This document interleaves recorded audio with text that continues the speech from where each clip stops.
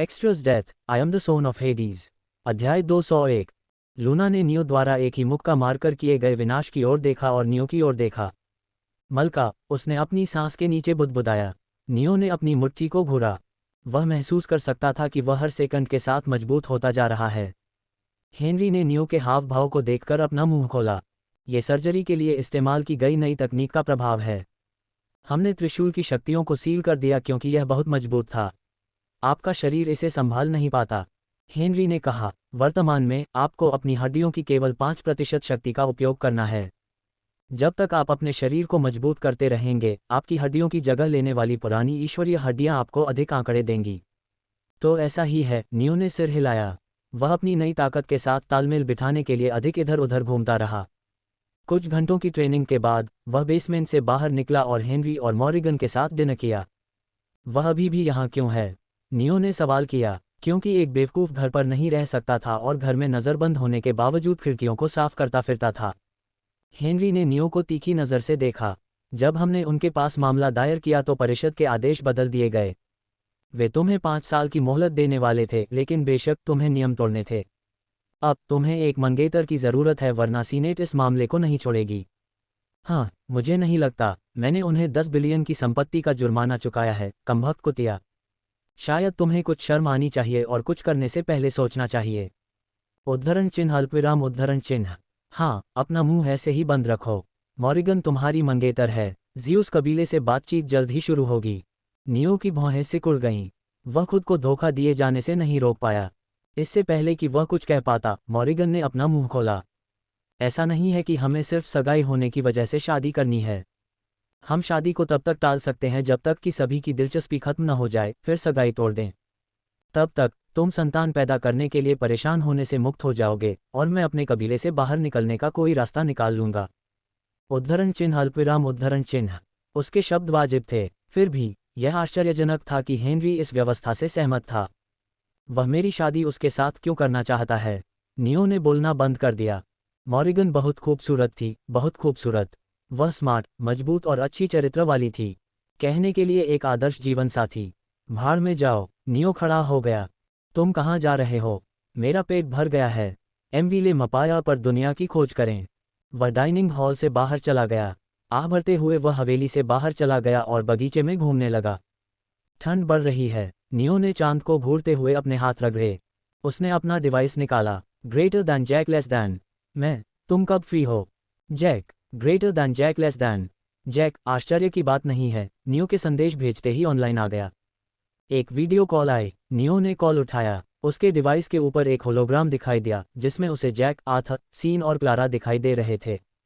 वे library में थे। आथा और क्लारा सो गए थे जबकि सीन किताबें पलट रहा था। आप लोग इतनी रात को लाइब्रेरी में क्या कर रहे हैं? नियो ने पूछा। मृत्यु और अंधकार तत्व उपयोगकर्ताओं की कमजोरियों की तलाश कर रहे हैं, जैक ने कहा। हम आपको नीचे गिराने की योजना बना रहे थे। नियो ने मुस्कुराते हुए अपना सिर हिलाया।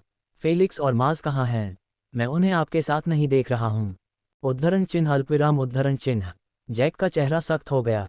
उसने कुछ सेकंड बाद जवाब दिया। वे प्रशिक्षण ले रहे हैं। माज फेलिक्स की मदद कर रहा है। ओह, नियो ने सिर हिलाया। लगता है फेलिक्स को ट्रू सोल वेपन के साथ तालमेल बिठाने में मुश्किल हो रही है। हाँ, जैक ने बोलना बंद कर दिया। उसकी आंखें चौड़ी हो गईं। तुम्हें इसके बारे में कैसे पता? उन्होंने नियो से खबर गुप्त रखने की योजना बनाई। यह उनकी लड़ाई में एक तुरुप का पत्ता बन सकता है। आखिरकार नियो को कभी भी यह अनुमान नहीं लगाना चाहिए था कि माज ने फेलिक्स को हथियार दिया है। हर छोटी छोटी बात पर हैरान होना बंद करो, नियो ने जैक को डांटा। इसके अलावा मुझे आश्चर्यचकित करने की कोशिश करने के बजाय फेलिक्स की मदद करने की कोशिश करो। सच्चे आत्मा के हथियारों को वश में करना आसान नहीं है। मुझे संदेह है कि फेलिक्स हमारे द्वंद्व युद्ध से पहले इसका इस्तेमाल कर पाएगा। समझ गया। जैक ने अजीब मुस्कान के साथ सिर हिलाया। दोनों ने कुछ मिनट तक बात की, फिर जैक ने गंभीर नज़र से कहा, तो तुमने मुझे संदेश क्यों भेजा? उद्धरण चिन्ह अल्पविराम उद्धरण चिन्ह। उसने नियो को ध्यान से देखा, मानो उसके हाव भाव का अध्ययन कर रहा हो। अरे, तो फेलिक्स सही था। उद्धरण चिन्ह अल्पविराम प्रश्नवाचक चिन्ह उद्धरण चिन्ह। नियो ने भौहें सिकुड़ी, उलझन में। उसने एक शब्द भी नहीं कहा। तुम्हें क्या लगता है कि जैसे ही तुमने मुझे संदेश भेजा, मैंने तुम्हें फ़ोन क्यों किया? मुझे पता था कि तुम मुझसे ये पूछने वाले हो। तुम किस बारे में बात कर रहे हो? तुम चाहते हो कि मैं तुम्हें छाया की दुनिया में प्रवेश करने में मदद करूं। नियो की आंखें थोड़ी चौड़ी हो गईं। उसे उम्मीद नहीं थी कि वे जानते होंगे कि वह क्या योजना बना रहा था। जैक एक आत्मसंतुष्ट मुस्कान देना चाहता था क्योंकि वह नियो को आश्चर्यचकित करने में कामयाब रहा था, लेकिन वह ऐसा नहीं कर सका क्योंकि वह जानता था कि छाया की दुनिया किस तरह की जगह है। तुम्हें कैसे पता चला? नियो ने पूछा। तुमने हमें बताया था कि तुम अपने छाया तत्व को नियंत्रित नहीं कर सकते। तो हमने सोचा, फेलिक्स ने सोचा, तुम छाया की दुनिया में जाने की कोशिश करोगे और छाया के सर्वोच्च देवता से मिलकर अपनी समस्या का समाधान पूछोगे। उद्धरण चिन्ह डॉट डॉट डॉट। क्या तुम मुझे किसी तरह का पागल समझते हो? मैं इतनी छोटी सी बात के लिए सर्वोच्च देवता से मिलने की कोशिश क्यों करूंगा? क्या हम गलत हैं? उद्धरण चिन्ह डॉट डॉट डॉट डॉट उद्धरण चिन्ह। पिछले हफ्ते तुमने खिड़कियों में प्रवेश करना शुरू कर दिया। मुझे यकीन है कि तुम क्षतिग्रस्त खिड़की की तलाश कर रहे थे ताकि देख सको कि तुम उनके माध्यम से छाया की दुनिया में प्रवेश कर सकते हो या नहीं। नियो ने एक हाथ से अपनी गर्दन के पिछले हिस्से को सहलाया और आह भरी। ठीक है, यही मेरी योजना है। छाया के सर्वोच्च देवता अन्य सर्वोच्च देवताओं की तुलना में अधिक मित्रवत हैं। अगर सब कुछ ठीक रहा तो वह मदद करेगा। दोस्ताना? तुम इसे दोस्ताना कहते हो? जैक लगभग भड़क गया जब तक उसे याद नहीं आया कि दूसरे सो रहे थे। उसने अपने चेहरे को दोनों हाथों से ढक लिया और आह भरी। मैं तुम्हारी मदद करूंगा, धिक्कार है। तुम्हें अकेला छोड़ने से यह बेहतर है। कल दोपहर स्टेशन पर मुझसे मिलो। धन्यवाद। सब कुछ हो जाने के बाद मुझे धन्यवाद देना। नियो ने कॉल काट दी और अपनी डिवाइस जेब में रख ली। उसने कड़वी मुस्कान के साथ अपना सिर हिलाया। अब तक जैक ने खिड़की में मिली चाबी का उपयोग करने में उच्च महारत हासिल कर ली होगी। उसकी मदद से मैं आसानी से छाया की दुनिया में प्रवेश कर सकता हूं। नियो ने अपनी जेब में डिवाइस के साथ खेला। विश्वासघाती छाया। ये सबसे स्वागत योग्य फिर भी सबसे घातक तत्व दुनियाओं में से एक थी। मुझे इसकी मदद से अपनी छाया खोजने में सक्षम होना चाहिए। भले ही मुझे अपनी छाया न मिले, सर्वोच्च देवता मेरे छाया तत्व में क्या गड़बड़ है इसका उत्तर देने में सक्षम होंगे। नियो ने अपनी आंखें बंद की और अंदर की ओर ध्यान केंद्रित किया। उसने अपनी दिव्य ऊर्जा को छाया तत्व में बदलने की कोशिश की। कोई प्रतिक्रिया नहीं हुई। उसकी वर्तमान स्थिति किसी ऐसे व्यक्ति से अलग नहीं थी जिसने छाया तत्व को जागृत नहीं किया था। हालांकि वह सुरक्षा गियर के बिना छाया खिड़कियों के अंदर रह सकता था। ये केवल उन लोगों के लिए संभव था जिन्होंने छाया तत्व को जागृत किया था। नियो ने अकादमी के प्रोफेसरों से अपनी समस्या के बारे में बात की थी। कोई भी यह नहीं बता सकता था कि नियो के शैडो तत्व में क्या गड़बड़ है। उनके पास एकमात्र स्पष्टीकरण ये था कि नियो का शैडो तत्व किसी तरह अर्ध जागृत अवस्था में अटका हुआ था। ऐसा कुछ जो असंभव था। मैं जल्द ही इसका उत्तर खोज लूंगा। जब ठंड बढ़ गई तो वह हवेली में लौट आया। नहाने के बाद वह सोने के लिए बिस्तर पर लेट गया। अगली सुबह उसने थोड़ा नाश्ता किया। तुम कहाँ जा रहे हो? मॉरिगन ने उससे पूछा कि वह हेनरी के पकड़े जाने से पहले ही जल्दी से निकलने की कोशिश कर रहा था, क्योंकि हेनरी उसे जाने नहीं देगा अगर वह उसे बता दे कि वह कहाँ जा रहा है।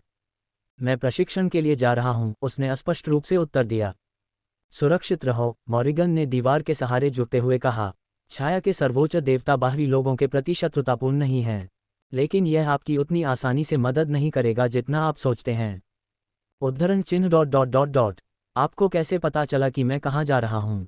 फेलिक्स ने मुझे एक सप्ताह पहले बताया था कि आप जल्द ही छाया की दुनिया में प्रवेश करने की कोशिश करेंगे। मुझे लगा कि आप आज वहाँ जा रहे हैं। लगा? नियो ने लगभग अपनी आंखें घुमाईं। ठीक है, मुझे लगता है कि यह समझ में आता है। वह नहीं जानती कि मैं उसके भाग्य के बारे में जानता हूँ, इसलिए वह ये नहीं बता सकती कि उसे कैसे पता चला कि मैं आज छाया की दुनिया में जा रहा हूँ। समय पर वापस आ जाओ। दूसरा सेमेस्टर कुछ दिनों में शुरू हो जाएगा, मॉरिगन ने कहा। नियो उसका आभारी था क्योंकि उसने उसे रोकने या बाधा डालने की कोशिश नहीं की। हवेली से निकलने के बाद नियो एक उच्च श्रेणी की औषधि की दुकान पर गया। उसने अपने शरीर के लिए उच्चतम गुणवत्ता वाले दिव्य ऊर्जा पुनःपूर्ति अमृत की 50 शीशियां खरीदीं। चूंकि वह ग्रेड 5 का पौराणिक देवता था, इसलिए वह बहुत ज्यादा शक्तिशाली अमृत नहीं पी सकता था, नहीं तो वह गुब्बारे की तरह फट जाएगा। उसे ऐसे अमृत खरीदने थे जो उसके रैंक के देवताओं के लिए उपयुक्त हों। उसने उपचार करने वाले अमृत की 50 बोतलें और खरीदीं। अलग अलग स्टेट बूस्ट के लिए अस्थायी बूस्ट के लिए अमृत थे, लेकिन नियो ने उन्हें नहीं खरीदा। बहुत अधिक अमृत का सेवन करने से उसके भविष्य के विकास को नुकसान पहुंच सकता था। इसके अलावा स्टेट बूस्ट कुछ खास नहीं थे। ये औसत देवताओं के लिए अच्छा था, लेकिन नियो जैसे किसी व्यक्ति के लिए यह बहुत कमज़ोर था। अधिक शक्तिशाली अमृत का उपयोग करके ऐसी समस्याओं का समाधान किया जा सकता था। हालांकि अधिक शक्तिशाली अमृत की एक शीशी देवताओं के लिए घातक खुराक थी, अगर उनकी रैंक हो। जैसे ही वह उन्हें खाएगा वह फट जाएगा। कुछ और ज़रूरी चीज़ें खरीदने के बाद नियो स्टेशन पर जैक से मिला। तुम इतना सब क्यों ले जा रहे हो? जैक ने उलझन भरी नज़र से पूछा। मेरे पास शैडो स्पेस नहीं है। ठीक है, जैक ने सिर हिलाया। उन्हें मुझे दे दो। जैक ने आइटम को अपने शैडो स्पेस के अंदर रख दिया। नियो ने चारों ओर देखा। तुम यहाँ अकेले आए हो? हाँ, मैंने किसी को नहीं बताया कि तुम शैडो विंडो जा रहे हो। उद्धरण चिन्ह अल्पविराम प्रश्नवाचक चिन्ह उद्धरण चिन्ह। वे तुम्हें रोकने की योजना बना रहे थे, इसलिए मैं उन्हें बताए बिना चुपके से निकल गया कि तुम आज ऐसा कर रहे हो। धन्यवाद, मुझे लगता है। मुझे धन्यवाद की आवश्यकता नहीं है। मुझे कुछ और दो, जैक ने कहा। मुझे तुम्हारे साथ शैडो की दुनिया में चलने दो। नहीं, इससे पहले कि नियो मना कर पाता, जैक ने अपना डिवाइस निकाला और आथा का नंबर डायल किया। यह एक खुला ब्लैकमेल था। ठीक है, तुम मेरे साथ आ सकते हो। नियो ने अपनी जीभ चटकाए। अगर आथा और अन्य लोगों को पता होता कि वह शैडो की दुनिया में जा रहा है, तो वे निश्चित रूप से उसे रोक देते या हेनरी को सूचित करते। लेकिन मैं तुम्हारे जीवन की गारंटी नहीं लूंगा, नियो ने कहा। अगर तुम इस बार फिर से मर गए तो मैं तुम्हें नहीं बचाऊंगा। इसकी चिंता मत करो, मैंने पहले ही उचित सावधानी बरती है, जैक ने रहस्यमय तरीके से कहा। दोनों स्टेशन में दाखिल हुए। उन्होंने पेल्गोना सिटी के लिए बुलेट ट्रेन ली। पेल्गोना क्यों? नियो ने पूछा। हमें शैडो की दुनिया में प्रवेश करने के लिए शैडो विंडो में प्रवेश करना होगा। पेल्गोना सिटी में कोई शैडो विंडो नहीं है। बस मेरे साथ चलो। शैडो की दुनिया की ओर जाने से पहले मुझे तुम्हें कुछ दिखाना है। यात्रा कुछ घंटों तक चली। बुलेट ट्रेन ने उन्हें उनके गंतव्य पर उतार दिया। जैक ने परिचित सहजता से टैक्सी बुलाई। कहाँ जाना है, सर? टैक्सी ड्राइवर ने पूछा। D3 complex. ये दक्षिण क्षेत्र में ग्रेगोलिग्यूल प्रतिमा के पास है, जैक ने कहा। आप कितना लेंगे? आप दोनों के लिए $1000। क्या आपको लगता है कि यह वह समय है जब हमें यहाँ आना चाहिए? यह मेरा गृहनगर है। डी3 कॉम्प्लेक्स के लिए किराया केवल 300 है। टैक्सी ड्राइवर को एहसास हुआ कि नियो और जैक पर्यटक नहीं थे। कीमतें बढ़ गई हैं, सर। हालांकि अगर आप जोड़ देते हैं तो मैं आपसे केवल $800 लूँगा। 300? हम एक पैसा भी ज़्यादा नहीं देंगे। नियो को लगा कि मोलभाव करने की कोई ज़रूरत नहीं है और वह ड्राइवर को पैसे देने ही वाला था। उसने आखिरी क्षण में खुद को रोका। मुझे पैसे लुटाने की आदत कब से पड़ गई? मैं हर आखिरी डॉलर के लिए मोलभाव करता था और अब मैं हज़ारों खर्च कर रहा हूं जैसे कि यह कुछ भी नहीं है। उसने अपना सिर हिलाया, मोलभाव करने वाले की अपनी उपाधि खोने से शर्मिंदा। जैक और टैक्सी ड्राइवर ने अंत में $450 पर समझौता किया। ड्राइवर ने नियो और जैक के लिए दरवाज़ा खोला। तो बताओ, हम कहाँ जा रहे हैं? मेरे घर। जैक ने खिड़की से बाहर सड़क के उस पार जंगल को देखा। मेरा परिवार आपको धन्यवाद देना चाहता था। किस लिए? नियो के मन में एक विचार आया, लेकिन फिर भी उसने सवाल पूछा। ये भूल-भुलैया और खिड़की के लिए है। मेरे पिताजी आपको पूरी जानकारी बताएंगे। टैक्सी ड्राइवर ने उन्हें एक जीर्ण शीर्ण हवेली के सामने उतार दिया। इसमें 3 मंजिलें और एक बड़ा बगीचा था।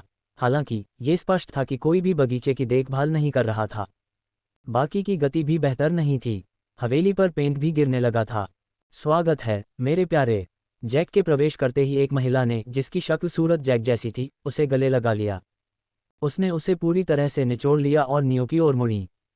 स्वागत है, सर दिव्य शासक। नियो ही काफ़ी है। हम किसी ऐसे व्यक्ति के साथ असभ्य नहीं हो सकते जिसने हमारे घर में मोक्ष लाया। जैक की मां मुस्कुराई। कृपया अंदर आएं। वह नियो और जैक को चाय और नाश्ता परोसने से पहले दूसरे कमरे में ले गई। कुछ मिनट बाद एक आदमी कमरे में दाखिल हुआ। वह दुबला पतला था, लगभग हड्डियों के बराबर। हालांकि उसकी पन्ना जैसी आंखों के पीछे एक उग्र दृढ़ संकल्प था। उन्हें देर से आने के लिए मुझे खेद है, श्रीमान दिव्य शासक। कुछ मामलों पर ध्यान देना था। ठीक है। नियो ने उन्हें अपना नाम इस्तेमाल करने के लिए कहने की जहमत नहीं उठाई। उसने अपनी नज़र के कोने से जैक को देखा। उसने जो उम्मीद की थी उसके विपरीत, जैक के चेहरे पर एक गंभीर भाव था और वह नियो को उसके नाम से पुकारे जाने पर हंस नहीं रहा था। कृपया बैठो, जैक के पिता ने कहा। MVLM PR पर कहानियों के लिए बने रहें। उस आदमी के शब्दों के पीछे एक अनोखी शक्ति थी। उसकी शक्ल सूरत से पता चलता था कि वह कमज़ोर था, लेकिन नियो बता सकता था कि उसके पास उस आदमी के खिलाफ जीतने का कोई मौका नहीं है। उन्होंने अपनी अकादमी और पाठ्यक्रमों के बारे में बात की। कुछ मिनटों की बेकार की बातचीत के बाद उस आदमी ने नियो को एक गंभीर नज़र से देखा। एक कारण है कि हमने जैक को तुम्हें यहाँ लाने के लिए कहा। जैक के पिता दरवाजे की ओर मुड़े जहाँ जैक की माँ हाथ में एक किताब लिए खड़ी थी। उसने सिर हिलाया। उसने किताब लाई और नियो के सामने रख दी।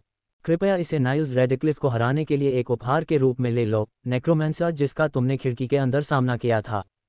नियो चुप रहा। उसे देखते हुए जैक के पिता बोले, नाइल्स रेडक्लिफ को हराना हमारे परिवार का कर्तव्य था। हालांकि हम ऐसा करने के लिए बहुत कमज़ोर थे। उन्होंने आगे कहा, सैकड़ों सालों से हमारे परिवार पर जो बोझ था वह आखिरकार गायब हो गया है। ये सब तुम्हारी वजह से है। यह मंत्र हमारे परिवार की विरासत है। कृपया इसे हमारे धन्यवाद के रूप में स्वीकार करें। नियो ने किताब को देखा। उसने उसे उठाया और पन्नों को पलटा। पृष्ठ सैद्धांतिक ज्ञान, उपशैल आरेखों और विस्तृत व्याख्या के लिए अतिरिक्त नोट से भरे हुए थे। हमारे पूर्वज ने यह मंत्र बनाया था। तब से हर पीढ़ी के कुलपिता ने मंत्र में थोड़े बहुत बदलाव किए हैं और इसे बेहतर बनाना जारी रखा है। वह आदमी मुस्कुराया। आप इसे बिना किसी चिंता के ले सकते हैं कि यह बेकार होगा। यह एक आतंक रैंक वाला मंत्र है, निराशा की काली सुबह। उद्धरण चिन्ह अल्पविराम विस्मयादिबोधक चिन्ह प्रश्नवाचक चिन्ह उद्धरण चिन्ह। नियो ने जैक के पिता की ओर देखा। आतंक रैंक वाला। हालांकि उसने ये सीधे तौर पर नहीं कहा, लेकिन उसके शब्द काफी स्पष्ट थे। वास्तव में हमारे परिवार की विरासत एक आतंक रैंक वाला मंत्र है। हाँ, यह एक शक्तिशाली मंत्र है, लेकिन इसका उपयोग करने के लिए उपयोगकर्ता को अंधकार तत्व में उच्च महारत हासिल होनी चाहिए। हमारे कबीले के सदस्यों में से कोई भी इसे हासिल नहीं कर सका, सिवाय हन्मा रक्तरेखा के प्रवर्तक निक्स हन्मा के।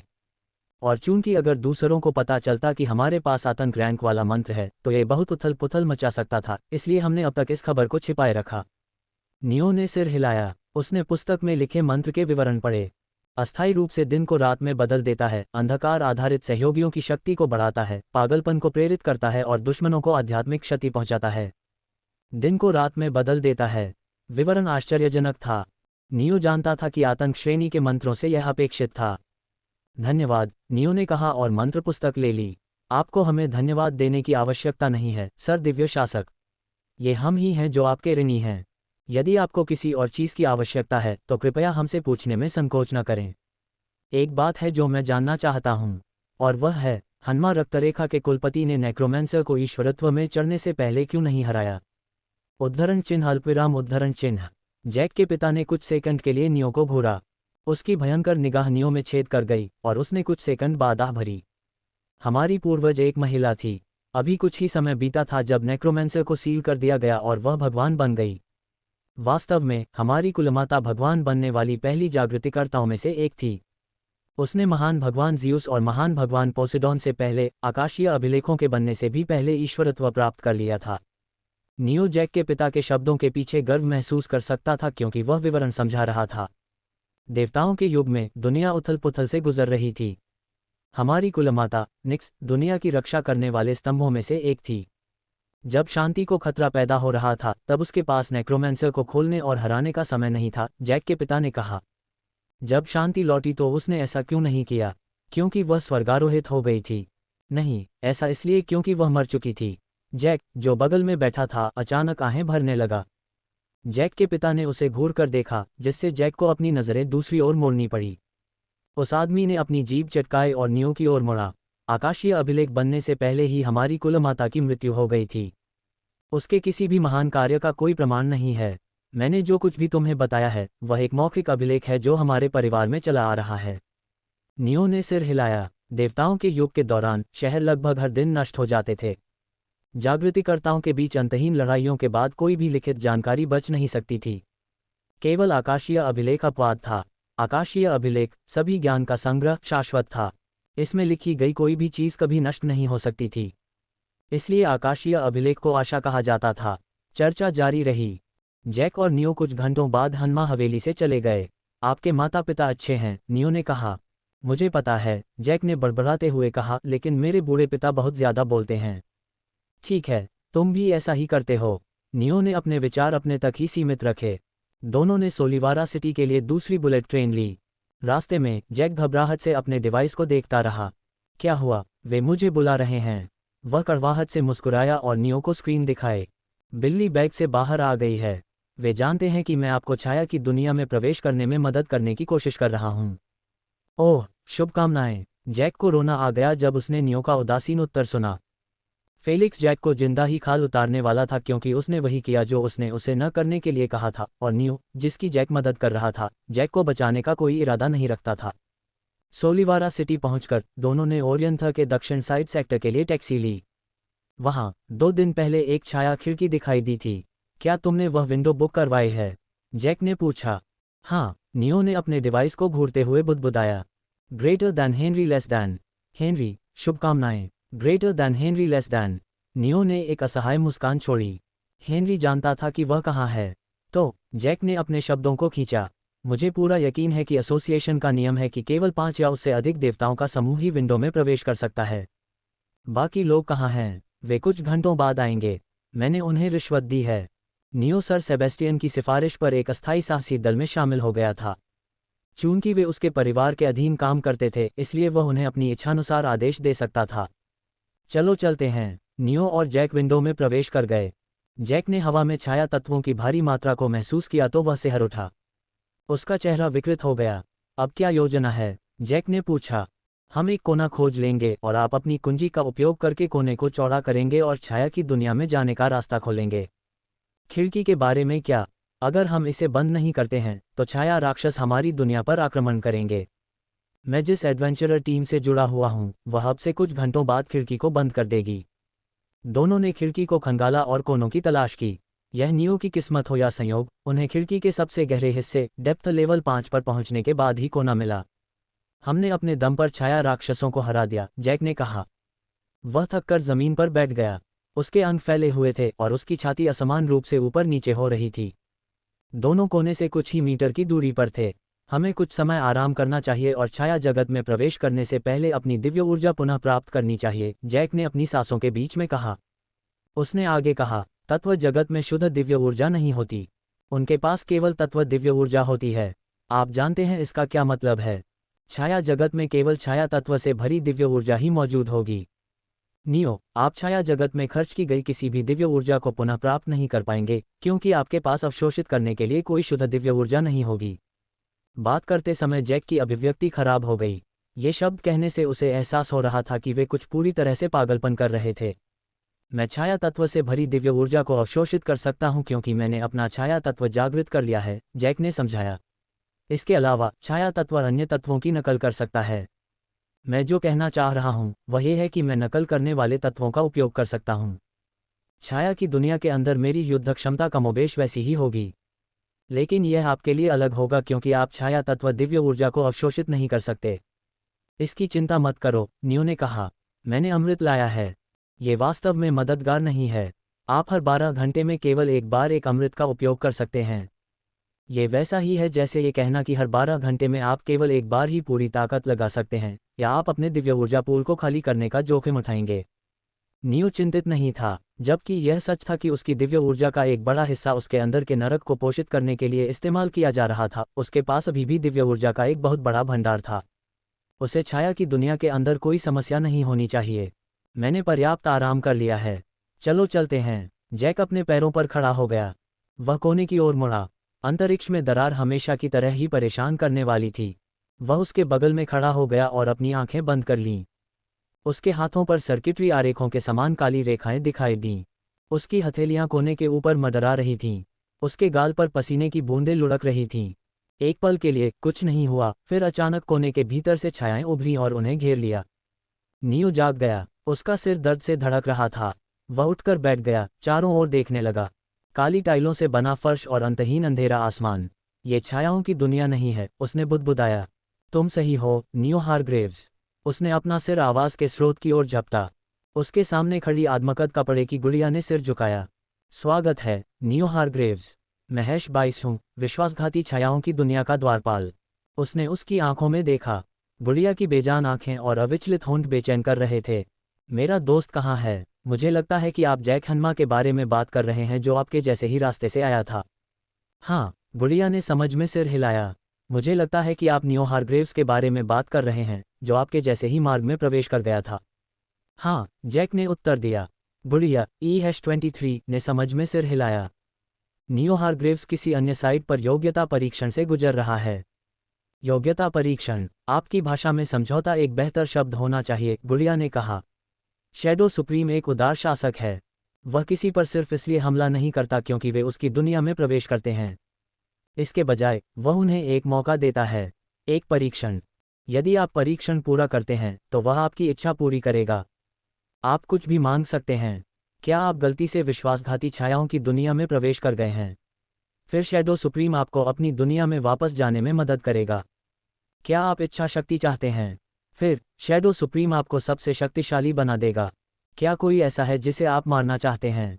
शैडो सुप्रीम उन्हें मिटा देगा। गुड़िया ने कहा, आपको बस सुप्रीम का ट्रायल पूरा करना है और खुद को योग्य साबित करना है। जैक ने गेटकीपर के शब्दों को पचाने में कुछ पल लगाए। हाँ, ये जगह बहुत ही पागल है। मुझे नहीं लगता कि कोई और मौलिक दुनिया है जो इस तरह से आक्रमणकारियों को आमंत्रित करती है। शैडो सुप्रीम बहुत स्वागत करने वाला था। ये तथ्य कि उसने आक्रमणकारी की एक इच्छा पूरी की, अगर उन्होंने उसका ट्रायल पूरा किया तो ये संदिग्ध था। इसे भूल जाओ, ऐसा नहीं है कि मैं इसके बारे में कुछ कर सकता हूँ। जैक ने अपना सिर हिलाया और एक सवाल पूछा, तो समझौता किस बारे में है? ये कुछ ऐसा है जिस पर आपको ट्रायल शुरू करने से पहले सहमत होना चाहिए, गुड़िया ने कहा। जैसा कि मैंने आपको बताया है, शैडो सुप्रीम एक उदार शासक है। वह जो ट्रायल देता है उससे सर्वशक्तिमान पुरस्कार मिलते हैं। हालांकि ट्रायल को पुरस्कारों के स्तर से मेल खाने के लिए कठिन बनाया जाता है। बहुत कठिनाई के कारण शैडो सुप्रीम समझता है कि हर कोई परीक्षण में भाग नहीं लेना चाहता। हम आपको मजबूर नहीं करेंगे। केवल अगर आप परीक्षण में भाग लेने के लिए सहमत होते हैं तो हम परीक्षण शुरू करेंगे। ये योग्यता परीक्षण है, गुड़िया ने समझाया। ये बहुत सरल है, जैक ने सोचा। अगर मैं समझौते को अस्वीकार कर देता हूं तो क्या होगा? उद्धरण चिन्ह अल्पविराम उद्धरण चिन्ह। गुड़िया ने जैक को चुपचाप देखा। तुम्हारे साथ एक घुसपैठिया जैसा व्यवहार किया जाएगा। गुड़िया जैक के सामने इस तरह प्रकट हुई जैसे कि वह टेलीपोर्ट हो गई हो और उसने अपने हाथ से वार किया हो। जैक की गर्दन उसके शरीर से अलग हो गई थी। हफ हफ। जैक ने अपनी गर्दन पकड़ ली, भारी सांस लेते हुए। मैं जिंदा हूं, उसने कहा, लेकिन एक पल पहले मेरा सिर काट दिया गया था। अगर तुम घुसपैठिया बन गए तो तुम्हारे साथ भी यही होगा। मुझे उम्मीद है कि तुम सही चुनाव करोगे, गुड़िया ने सिर झुकाया। जैक के चेहरे पर एक कड़वी मुस्कान उभरी। तो योग्यता परीक्षण एक चाल है। हमारे पास इसे स्वीकार करने के अलावा कोई विकल्प नहीं है, या वे हमें मार देंगे। जैक ने अपना सिर हिलाया। छाया दुनिया अभी भी दोस्ताना थी। कम से कम जैसे ही वे अंदर आए, यह उन पर हमला नहीं कर रही थी। मैं परीक्षण में शामिल होना चाहता हूं, जैक ने कहा। बहुत अच्छा, गुड़िया ने अपनी उंगलियां चटकाईं। जैक को भारहीनता का एहसास हुआ। उसके आसपास की हर चीज गायब हो गई, एक अंधेरे शून्य में बदल गई। वह अपने से बहुत दूर एक छोटे से प्रकाश स्तंभ की ओर गिर रहा था। मुझे आश्चर्य है कि नियो और मेरे साथ भी यही परीक्षण होगा। जैक ने अपने धड़कते दिल को शांत करने के लिए खुद से बात की। उसे कोई अंदाजा नहीं था कि नियो छाया की दुनिया में क्यों प्रवेश करना चाहता था। जब भी जैक ने उससे इस बारे में पूछा, नियो ने इस सवाल को टाल दिया। फिर भी जैक नियो के पीछे छाया की दुनिया में चला गया। अंधा भरोसा, जैक ने मन ही मन सोचा। क्या किसी और के लिए अपनी जान जोखिम में डालना सही है? उसके होठों पर हंसी आ गई। ये सवाल ही नहीं उठता। मैं नियो की मदद करूंगा, चाहे कुछ भी हो। जैक उस शैडो विंडो को नहीं भूला था जिससे वे अकादमी में दाखिल हुए थे। वह उस समय बेकार था। नियो ने उसे बचाने के लिए अपनी जान दे दी थी। जैक जानता था कि नियो अमर है, लेकिन इससे ये तथ्य नहीं बदला कि नियो ने अपनी जान की कीमत पर उसे बचाया था। मैं हमेशा दूसरों पर निर्भर रहता हूँ। जैक का परिवार नेक्रोमेंसर को हराने के कर्तव्य से बंधा हुआ था। नियो ने उन्हें इस बोझ से बचाया। जैक नियो का आभारी था, लेकिन इसका मतलब यह नहीं था कि उसे अपनी कमजोरी से नफरत नहीं थी। हमेशा मैं ही मदद पाने वाला हूँ। जैक को और मजबूत होना था। दूसरों पर निर्भर रहना बंद करना था। अपने दोस्त की मदद करना था जो अब तक उसकी मदद कर रहा था। मैं ट्रायल पूरा करूंगा। जैसे ही विचारों ने उसके दृढ़ संकल्प को मजबूत किया, जैक प्रकाश की किरण तक पहुंच गया। यह अंधेरे शून्य में एक छेद था जो दूसरी तरफ एक नष्ट शहर को प्रकट करता था। ... सेलेन, बच्चा, मुश्किल से 13 साल का, रोया। उसके घुटने खरोंच गए थे और उसके कपड़े फटे हुए थे, कालिक से सने हुए थे। वह अपनी छोटी बहन की तलाश में परित्यक्त शहर से गुजरा।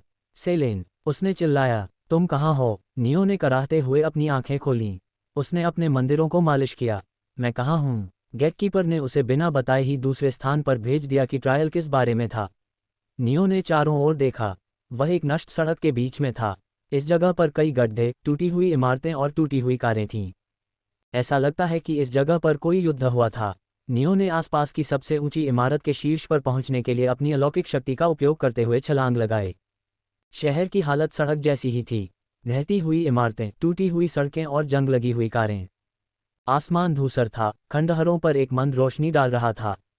दूर की आग से धुआं उठ रहा था और हवा में सन्नाटा छा गया था। नियो के दिल में एक अशुभ पूर्वाभास घुस गया। मुझे ऐसा लग रहा है कि मैं जानता हूं कि शैडो सुप्रीम ने मुझे परीक्षण के लिए कहाँ भेजा है। वह शहर में घूमता रहा। वहां एक भी जीवित प्राणी नहीं था। थोड़ी खोजबीन करने के बाद उसे वह मिल गया जिसकी उसे तलाश थी। एक अखबार। नियो ने पहला पेज पढ़ा। Greater than less than, daily titans, 26 अक्टूबर 2062। आज सर्वनाश शुरू हुए 50 साल बीत चुके थे। जागृति लाने वालों के बीच युद्ध और भी तीव्र होता जा रहा है। राक्षस आक्रमण करना जारी रखते हैं। Greater than less than. Neo ने इसे अच्छी तरह से पढ़ने के बाद पेपर बंद कर दिया। पहली पंक्ति उसे यह बताने के लिए पर्याप्त थी कि वह कहाँ था। भाड़ में जाओ, मैं देवताओं के युग में हूँ। उसने अपना सिर मालिश किया। क्या ये वास्तव में हो रहा है? नियो ने अतीत में समय यात्रा नहीं की थी। शैडोज की दुनिया एक ऐसी दुनिया थी जो वास्तविक दुनिया को प्रतिबिंबित करती थी। वास्तविक दुनिया में जो कुछ भी हुआ वह शैडो वर्ल्ड में भी हुआ। केवल अंतर यह था कि शैडो वर्ल्ड में सब कुछ शैडो एलिमेंटल से बना था, चाहे वह हवा हो, पानी हो, इमारतें हों, इंसान हो या राक्षस। बेशक चूंकि शैडो एलिमेंटल वास्तविक वस्तुओं की नकल कर सकते थे, इसलिए शैडो वर्ल्ड में वस्तुएं लगभग वास्तविक दुनिया के समान थीं। वे वह सब कुछ कर सकते थे जो एक वास्तविक वस्तु या इकाई कर सकती थी। अगर मैं गलत नहीं कह रहा हूं, तो शैडो वर्ल्ड में रहने वाली संस्थाएं नहीं जानती कि वे शैडो हैं। वे सोचते हैं कि वे असली हैं। यह अजीब था कि शैडोज ने कैसे सोचा कि वे असली हैं और उनकी अपनी इच्छाएं हैं। और फिर भी उन्होंने जो कुछ भी किया वह वही था जो वास्तविक दुनिया में पहले से ही हो रहा था। एक छाया वास्तविकता का दर्पण है, उन्होंने अकादमी में जो सिखाया गया था उसे याद करते हुए कहा। नियो खड़ा हो गया। उसने अधिक जानकारी के लिए जगह की छानबीन की। शैडो वर्ल्ड एक दर्पण था जो वास्तविक दुनिया में होने वाली हर चीज को दर्शाता था। फिर नियो देवताओं के युग में कैसे प्रकट हुआ? शैडो सुप्रीम शैडो वर्ल्ड में होने वाली घटनाओं को रिकॉर्ड कर सकता था और बाद में उन्हें परीक्षण के रूप में उपयोग कर सकता था। नियो ऐसी ही एक रिकॉर्डिंग के अंदर था। मुकदमे की जानकारी यहीं कहीं होनी चाहिए। केवल MV पर नियो ने अपनी खोज जारी रखी। घंटों बाद उसे छायाओं से बनी एक तिजोरी मिली। उसके पास पहुंचते ही तिजोरी खुल गई। अंदर एक फोल्डर और अमृत से भरा एक बैग था। नियो ने फाइल निकाली। फाइल में केवल एक पृष्ठ था। उस पर केवल एक पंक्ति लिखी थी, परीक्षण, दूसरों से पहले माना के बच्चे को बचाओ। इस बारे में कोई जानकारी नहीं है कि माना का बच्चा कहाँ है, माना का बच्चा कौन है, या परीक्षण की कोई समय सीमा है या नहीं। अरे बाप रे! वह अमृत से भरे बैग की ओर मुड़ा। मैंने ये बैग जैक को दिया था, ये यहाँ क्यों है? भ्रमित होकर नियो ने बैग में झांका। इसके अंदर एक नोट था। जैक हनमा एक शैडो एलिमेंट यूजर है। उसके और तुम्हारे बीच तुम ही हो जिसे इन अमृतों की जरूरत है। नोट पढ़ते ही नियो के माथे पर बल पड़ गए। देवता अपने शरीर को बनाए रखने के लिए दिव्य ऊर्जा का उपयोग कर सकते थे। जैक शैडो वर्ल्ड के अंदर मौजूद भोजन और पानी को खाकर खुद को बनाए रख सकता था, लेकिन नियो ऐसा नहीं कर सकता था। यहाँ सब कुछ शैडो एलिमेंटल से बना था, उन्हें खाने से नियो को शुद्ध दिव्य ऊर्जा नहीं मिल सकती थी। अमृत नियो की एकमात्र उम्मीद थे। भाड़ में जाओ। नियो ने नोट को फिर से पढ़ा। उसका चेहरा विकृत हो गया। उसके रैंक का एक देवता कुछ भी खाए बिना महीनों तक जीवित रह सकता था। शैडो सुप्रीम द्वारा उसे खुद को बनाए रखने के लिए कुछ देने का मतलब दो बातें थीं। मुकदमा पूरा होने में सालों लगने वाले थे, अगर नियो बदकिस्मत रहा तो दशकों लग सकते थे। कठिनाई का स्तर था दुर्स्वप्न जैसा। शैडो सुप्रीम उसकी मदद नहीं करेगा उसे अमृत देकर जब तक कि परीक्षण आश्चर्यजनक रूप से कठिन न हो। भाड़ में जाओ। नियो ने आह भरी। उसने अपनी भौहों को मालिश किया। सब कुछ बुरी खबर नहीं थी। एलिमेंटल वर्ल्ड में समय अलग तरह से बहता था। नियो शैडो वर्ल्ड में एक दशक बिता सकता है और वास्तविक दुनिया में केवल 1 घंटा ही बीता होगा। इसका विपरीत भी सत्य है। मैं यहाँ 1 घंटा बिता सकता हूँ और वास्तविक दुनिया में 1 दशक बीत सकता है। विभिन्न दुनियाओं के बीच समय का प्रवाह समान है, इसलिए जब तक मैं बाहर नहीं निकल जाता मुझे पता नहीं चलेगा कि वास्तविक दुनिया में कितना समय बीता है। उसने अपनी जीभ चटकाई। मुझे लगता है कि मुझे समय के बारे में चिंता करने की ज़रूरत नहीं है। शैडो सुप्रीम कुछ हद तक दुनियाओं के बीच समय के प्रवाह में हेरफेर कर सकता है। अगर मैं परीक्षण पास कर लेता हूं और उसे प्रभावित कर लेता हूं, तो वह सुनिश्चित करेगा कि वास्तविक दुनिया में केवल थोड़ा समय ही बीता हो। यह नियो के लिए एक मौका था। वह यहाँ अपने समय का उपयोग खुद को प्रशिक्षित करने के लिए कर सकता था। सबसे पहले मुझे ये जानना होगा कि मैं कहाँ हूँ। नियो ने जगह जगह ऐसी किसी भी चीज़ की तलाश की जिससे उसका पता चल सके। उसने पाया कि वह अल्जीरिया के एक शहर ओरान में था। उसका स्थान जानने के बाद नियो ने अपना अगला कदम तय किया। उसने 3 उद्देश्य तय किए। जैक की खोज, चाइल्ड ऑफ मैना की खोज। खुद को प्रशिक्षित करना, उसकी भौहें सिकुड़ गईं। उसने अपने उद्देश्यों को पूरा करने के लिए कोई उपाय सोचने की कोशिश की। जैक की तलाश करना आसान नहीं है। मुझे नहीं पता कि वह उसी ट्रायल में है या किसी दूसरे ट्रायल में। अगर वह उसी ट्रायल में है भी तो वह कहीं भी हो सकता है। किसी दूसरे शहर में, किसी दूसरे देश में, या किसी दूसरे महाद्वीप में। उसने अपनी कनपटी खुजाई। चाइल्ड ऑफ मैना। शुक्र है कि मैं जानता हूं कि चाइल्ड ऑफ मैना क्या है, लेकिन इससे चीज़ें और जटिल हो जाती हैं। वे प्राणी देवताओं से भी दुर्लभ हैं। आम लोग तो ये भी नहीं जानते कि चाइल्ड ऑफ मैना क्या है। अगर मैं किसी की खोज करना चाहूं तो मेरा एकमात्र सुराग टाइटन्स और अवेकनर एसोसिएशन जैसे शक्तिशाली संगठन हैं। अवेकनर एसोसिएशन वर्तमान युग में प्रतिरोध का नाम था। दोनों में से किसी भी संगठन में शामिल होना आसान नहीं था। न केवल उनके प्रवेश की आवश्यकताएं सख्त थीं, बल्कि नियो उनके दृष्टिकोण से संदिग्ध था। वह एक शक्तिशाली देवता था, अवेकनर, जो अचानक अस्तित्व में आया। इस बात की बहुत संभावना है कि वे मुझे राक्षस समझेंगे। मैं अपनी ताकत छिपाकर इस समस्या को हल कर सकता हूं, लेकिन अगर मैं कमज़ोर हूं तो वे मुझे भर्ती नहीं करेंगे। वह भरना चाहता था। मुझे भी प्रशिक्षण की आवश्यकता है। वह समाधान के बारे में सोचते हुए जगह जगह घूमता रहा। आधी रात को जब वह तारों को देख रहा था तो उसे एक विचार आया। ये काम करना चाहिए। उसके दिमाग में जो योजना आई वह सरल थी। मुझे अपनी प्रसिद्धि फैलाने की आवश्यकता है। अगर मेरा नाम दूर दूर तक फैल गया तो जैक मुझे आसानी से ढूंढ सकता है। टाइटन्स और अवेकनर एसोसिएशन भी मेरी ताकत के बारे में सुनकर मुझे ढूंढ लेंगे, बजाय इसके कि मैं सीधे उनके पास जाऊं। वह इमारत से नीचे कूद गया और ज़मीन पर गिर गया। उसके पैरों के नीचे मकड़ी जैसी दरारें दिखाई देने लगीं। इस युग में लोगों को बचाना मेरी प्रसिद्धि फैलाने का सबसे अच्छा तरीका है, उसने बुदबुदाया। नियो ने बेतरतीब दिशा पकड़ी और चलना शुरू कर दिया। जल्दी करने की कोई ज़रूरत नहीं थी। इससे वह केवल थक जाएगा। इसके अलावा देवताओं का युग विचित्र राक्षसों और विसंगतियों से भरा हुआ था। उसे सावधान रहना था। उसे एक जीवित व्यक्ति से मिलने में 2 दिन लग गए। भूरे बालों वाला बूढ़ा आदमी, उसके चेहरे पर निशान थे और उसकी दाढ़ी घनी थी। वह सड़क के किनारे बैठा था, उसकी पीठ टूटी हुई सुपरमार्केट की दीवार से टिकी हुई थी। उसने अपने खून बहते धड़ को थामे रखा, सांस ले रहा था भारी। जब उसने देखा कि कोई उसके पास आ रहा है तो वह आदमी तनाव में आ गया। एक इंसान। जब उसे एहसास हुआ कि नियो एक इंसान है तो वह शांत हो गया। तुम यहाँ क्या कर रहे हो? आदमी ने पूछा। नियो ने चुपचाप उसे देखा। इस युग में एक एकीकृत भाषा नहीं थी। हर देश की अलग अलग भाषाएं थीं। फिर भी मैं उसे समझ सकता हूँ, भले ही वह ऐसी भाषा में बात कर रहा हो जिसके बारे में मैं नहीं जानता। शायद शैडो सुप्रीम की कृपा। मैं एक घुमक्कड़ हूँ, नियो ने उत्तर दिया। उस आदमी की आंखें चौड़ी हो गईं। घुमक्कड़? शायद तुम एक जागृतिकर्ता हो। उद्धरण चिन्ह उद्धरण चिन्ह। केवल जागृतिकर्ता ही राक्षसों से मरे बिना शहरों में घूम सकते हैं। उस आदमी की आंखों से आंसू बहने लगे। अरे, आखिरकार मेरी प्रार्थनाएं सुनी गईं। उद्धरण चिन्ह प्रश्नवाचक चिन्ह उद्धरण चिन्ह। इससे पहले कि नियो बूढ़े आदमी के अजीब शब्दों पर सवाल उठा पाता, उसने एक विस्फोट सुना। अपना सिर घुमाते हुए उसने पाया कि कोई चीज़ तेज गति से उनकी ओर आ रही है। एक नग्न मूर्ति। नियो ने बड़बड़ाया, ये मैराथन धावक की तरह क्यों दौड़ रही है? मूर्ति की आंखें सीधे आगे की ओर टिकी हुई थीं, जब अचानक उसकी नज़र डरावने ढंग से घूमी और बूढ़े आदमी को घूरने लगी। तुमने मेरा चेहरा देखा, तुमने मेरा चेहरा देखा, दौड़ती हुई मूर्ति चिल्लाई। तुम्हें मरना होगा। जो कोई भी मेरा कीमती चेहरा देखेगा, उसे जीने की अनुमति नहीं है। राक्षस बाधाओं के बीच से भागा, अपने रास्ते में आने वाली हर चीज़ को एक तरफ धकेल दिया। उसका शरीर सुरक्षित रहा। आखिरी झटके में मूर्ति हवा में ऊंची छलांग लगाए।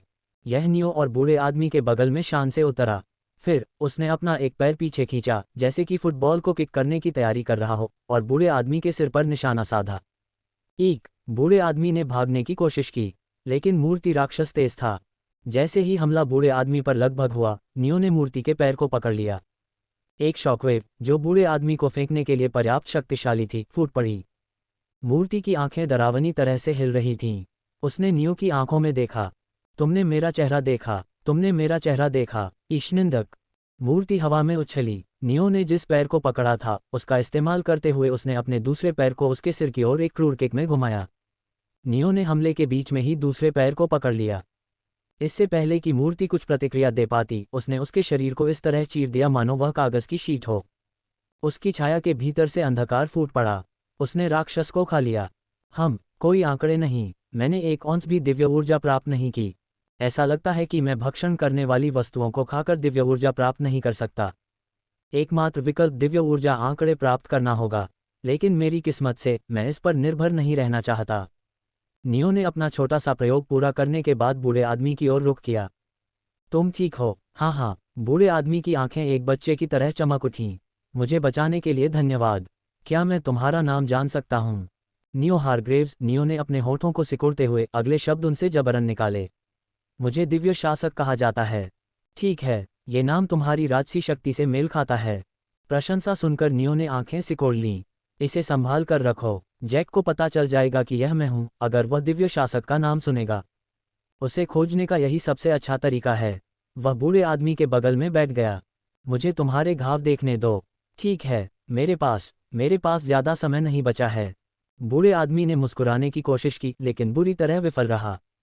मैं इतना खुश हूं कि मैं एक इंसान की तरह मर सकता हूं, न कि किसी राक्षस के हाथों। नियो ने एक नज़र में ही बता दिया। उसके पास जीने की कोई इच्छा नहीं है। उसने भौहें सिकोड़ीं। क्या इस युग में लोग ऐसे ही थे, आशा और जीने की इच्छा से रहित? ये सच नहीं हो सकता।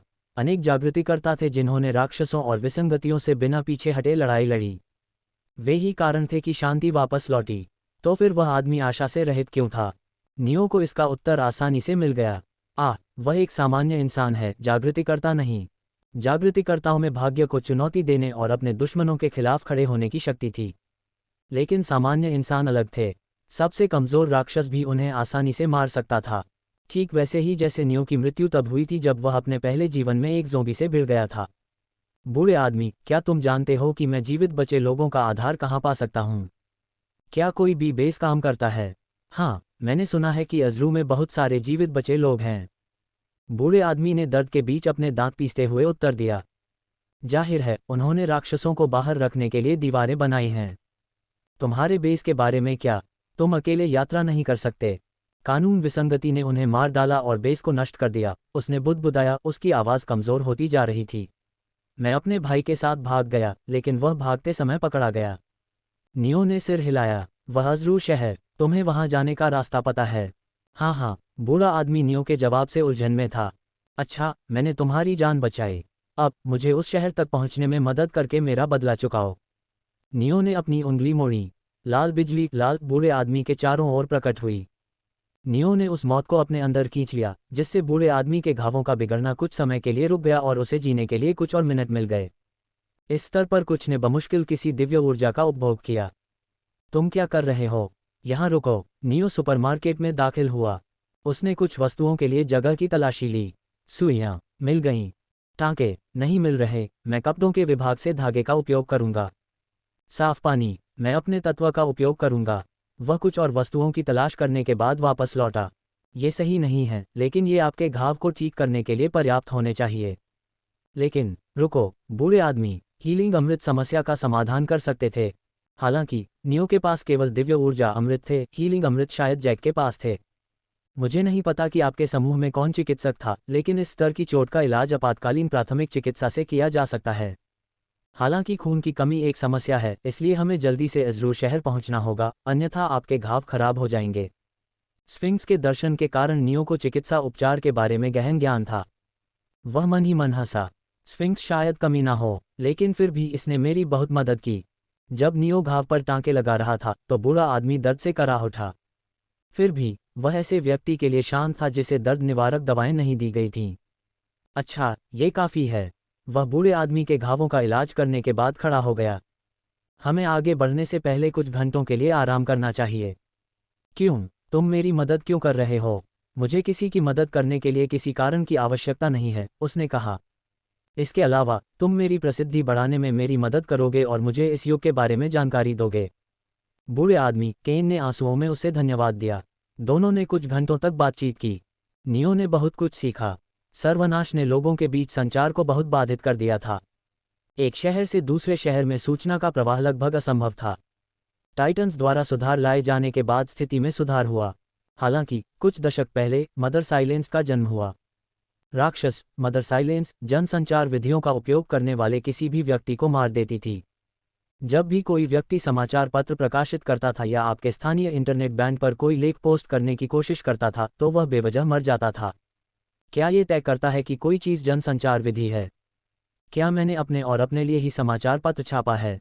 मदर साइलेंस शक्तिशाली लग रही थी, लेकिन नियो जानता था कि इसकी क्षमता में कोई कमी होनी चाहिए। इस युग के सभी राक्षसों में कोई न कोई कमी थी। दिव्य ऊर्जा मन हर चीज़ और हर किसी को विकसित होने के लिए मजबूर करती है। अचानक उत्परिवर्तन ने राक्षसों और जागृतिकर्ताओं को लगभग सर्वशक्तिमान बना दिया, लेकिन इसने उनकी क्षमताओं में अंतराल छोड़ दिया। ये किसी खेल में शक्ति या चपलता में सभी आंकड़ों को डंप करने के समान था। खेल का चरित्र मजबूत हो जाएगा, हालांकि उसके पास कागज की तरह पतला बचाव होगा। टाइटन्स या जागृतिकर्ता संघ मदर साइलेंस से क्यों नहीं निपट रहे हैं? नियो ने सवाल किया। मुझे नहीं पता, केन ने अपना सिर हिलाया। मैंने अफवाहें सुनी हैं, लेकिन उन पर विश्वास करना बहुत मुश्किल है। जाओ, मैं सब सुन रहा हूँ। जब दोनों बात कर रहे थे, केन ने उसे कुछ झटकेदार चीज़ें दीं। नियो ने अपना सिर हिलाया, कहा कि जागृतिकर्ताओं को ज्यादा खाने की जरूरत नहीं है, और उन्हें केन को वापस कर दिया।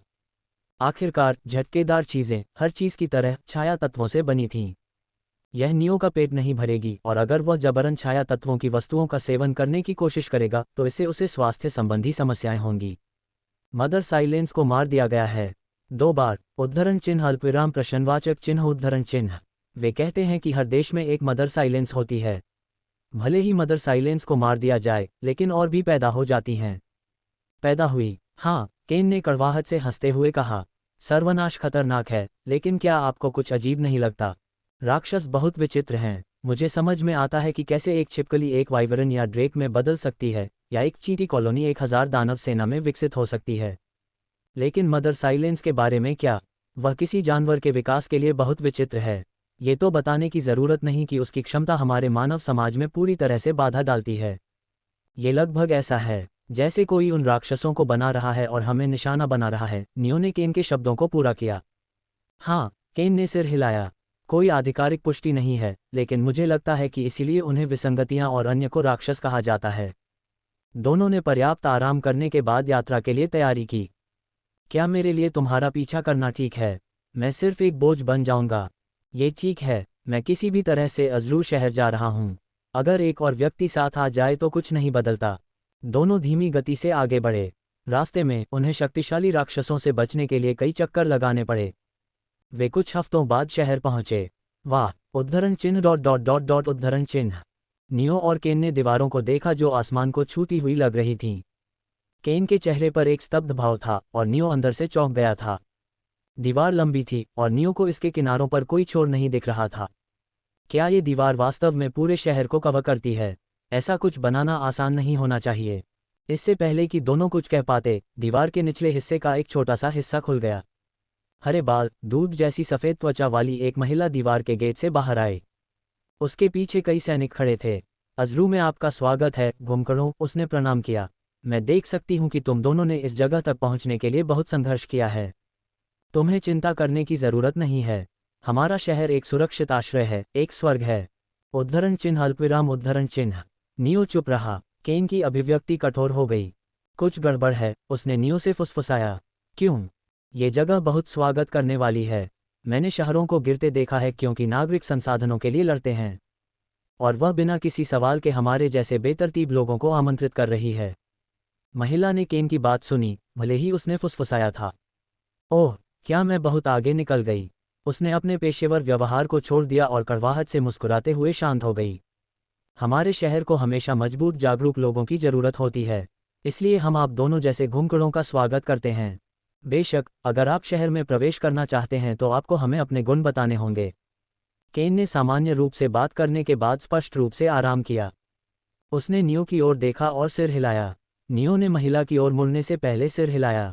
हम शहर में प्रवेश करना चाहते हैं, तो मेरे पीछे आओ। शहर में प्रवेश करने से पहले हम तुम्हारी पहचान दर्ज करेंगे। शहर की दीवार दर्जनों मीटर मोटी थी। महिला कैलिस्टा उन्हें दीवार के अंदर बने एक कमरे में ले गई। कृपया मुझे अपना नाम, उम्र और गुण बताएं। जब उसने सवाल पूछा तो उसकी आंखें चमक उठीं। केन मिलिंस, 43 साल का। मैं कोई जागरूक व्यक्ति नहीं हूँ। मुझे नियो ने बचाया था जब वह अज़लू जा रहा था। नियो हारग्रेव्स, 17 साल का। मेरा गुण है मृत्यु।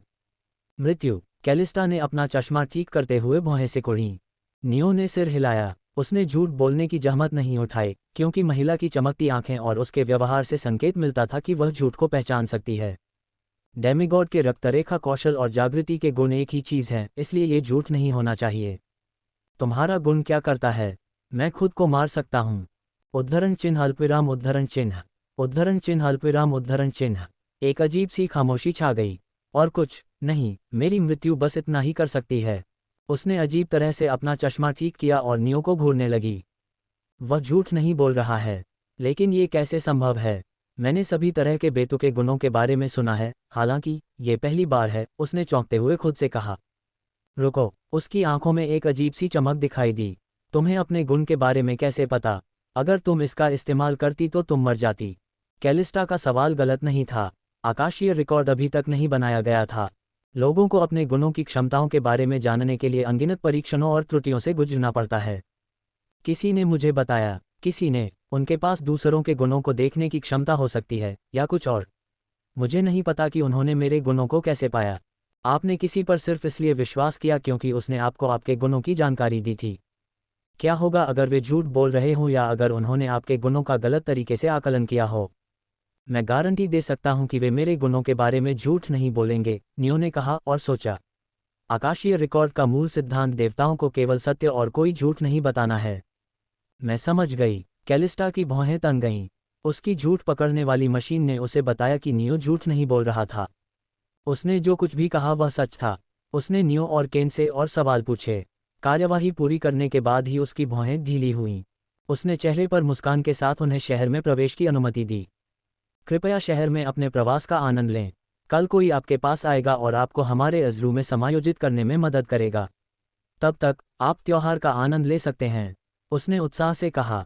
त्योहार? केन ने पूछा। हाँ, हम अपने नागरिकों का मनोबल बढ़ाने के लिए हर महीने एक त्योहार मनाते हैं। नियो और केन शहर में दाखिल हुए। शहर की स्थिति ने उन्हें चौंका दिया। सामान बेचने वाली दुकानें, सड़कों पर पैदल यात्री। ऐसा लग रहा था जैसे सर्वनाश कभी आया ही नहीं था। या तो यहाँ कोई बहुत ताकतवर व्यक्ति रहता है या कुछ बहुत गड़बड़ है। नियो के विचार रुक गए। उसने स्ट्रीट लाइट को घूर कर देखा। तुम क्या देख रहे हो? केन ने पूछा। उद्धरण चिन्ह ... तुम इसे नहीं देख सकते। कुछ नहीं है, चलो उत्सव में शामिल होते हैं। केन को लगा कि कुछ गड़बड़ है। उसने देखा कि नियो बेतरतीब स्ट्रीट लाइट को घूर रहा है। दोनों उस जगह पहुंच गए। जब भी उन्होंने बताया कि वे आज ही शहर में आए हैं तो उन्हें छूट मिली। युवक, तुम्हें 13वीं स्ट्रीट एवेन्यू जाना चाहिए। असली शो वहीं होता है, एक दुकानदार ने बताया। उत्सव का माहौल संक्रामक था। जल्द ही केन ने खुद का आनंद लेना शुरू कर दिया और उसने अपनी चिंताओं को छोड़ दिया। नियो, हमें 13वीं स्ट्रीट एवेन्यू जाना चाहिए। मैं देखना चाहता हूं कि वहां क्या हो रहा है। उद्धरण चिन्ह अल्पविराम उद्धरण चिन्ह। नियो ने चुपचाप सिर हिलाया। शहर में अंदर जाने के बाद से उसने एक शब्द भी नहीं कहा था। दोनों ने अपना दौरा जारी रखा। वाह, केन ने 13वीं एवेन्यू स्ट्रीट पर प्रदर्शन देखकर चौंक गए। समय बीतता गया और जल्द ही शाम हो गई। शो के होस्ट ने माइक उठाया और मंच के सामने खड़े हो गए। देवियों और सज्जनों, उत्सव कैसा चल रहा है? भीड़ ने अपनी प्रशंसा दिखाते हुए चिल्लाया। मैं आपको सुन नहीं पा रहा हूँ। जोर से जयकारे गूंज उठे। मुझे खुशी है कि आप सभी को हमारी प्रदर्शनी और शो पसंद आए जो हमने 232वें अज़्रू उत्सव के लिए तैयार किए हैं। अब मुख्य कार्यक्रम का समय आ गया है। तेज जयकारों ने केन को मदहोश कर दिया। वह भी चिल्लाया, मुख्य कार्यक्रम शुरू हो। मेज़बान ने अपने पीछे मंच को ढकने वाले पर्दे को खींच दिया। एक आदमी को फांसी पर लटकाया जाने वाला था। मैंने कुछ नहीं किया, वे आरोप झूठे हैं, वह आदमी चिल्लाया। अब हमारे प्यारे नागरिकों, मेज़बान ने कहा। और कौन उससे सहमत है? कोई नहीं। गंदे राजा को मार डालो, हमें न्याय दिलाओ। स्वतंत्रता, ठीक कहा, मेज़बान चिल्लाया। न्याय का समय आ गया है। फांसी पर लटकाए गए आदमी के नीचे का मंच गायब हो गया। वह गिर गया और उसकी गर्दन टूट गई। केन की स्तब्धता तब दूर हुई जब उसने आदमी की गर्दन टूटते हुए सुनी। वह घबरा गया, उसकी सांसें तेज हो गईं। क्या था? मुझे ऐसा लग रहा था कि जब से मैं इस शहर में आया हूँ मैं एक अचंभे में हूँ। कुछ गड़बड़ थी, बहुत बहुत गड़बड़। केन को एहसास हुआ कि जब से वह शहर में आया है वह बहुत ही स्वतंत्र व्यवहार कर रहा था। वह एक बूढ़ा आदमी था। बचकाना तरीके से व्यवहार करना उसके स्वभाव में नहीं था। नियो, केन ने नियो को हिलाया। नियो, कोई प्रतिक्रिया नहीं हुई। मेज़बान ने अपना प्रदर्शन जारी रखा। हमने आखिरकार भ्रष्ट राजा को फांसी पर लटका दिया है। आज़ादी अमर रहे, आज़ादी अमर रहे, आज़ादी अमर रहे। केन का शरीर कांप उठा। उसे भागना पड़ा, बचना पड़ा। केन ने नियो का हाथ पकड़ा और उसे खींचने की कोशिश की, तभी अचानक भीड़ ने उसे धक्का दे दिया। वह गिर गया और जल्दी से अपने पैरों पर खड़ा हो गया। उसकी आंखें इधर उधर भटक गईं और उसने स्ट्रीट लाइट को देखा। अल्पविराम डॉट विस्मयादिबोधक चिन्ह प्रश्नवाचक चिन्ह। स्ट्रीट लाइट पर लटकी हुई लाशें लटक रही थीं।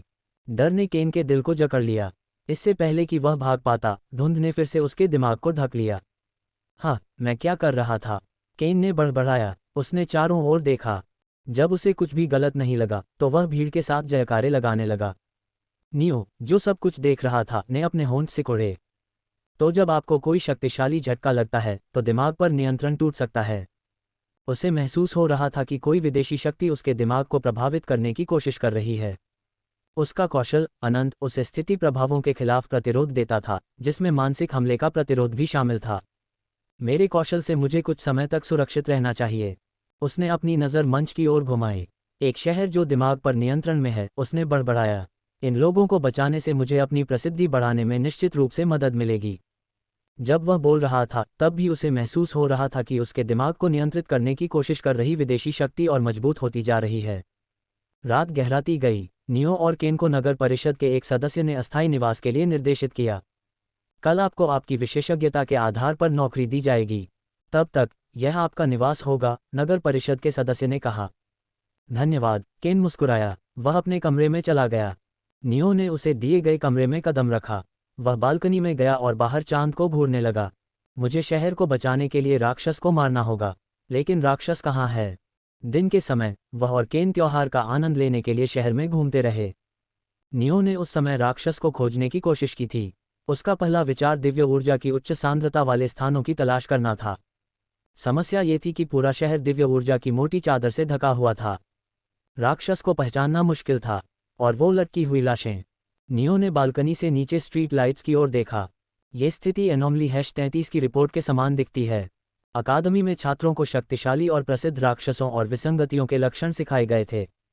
जबकि एनोमली #33 एक विलुप्त राक्षस था, ये देवताओं के युग के दौरान अपने कुख्यात कार्यों के कारण प्रसिद्ध था।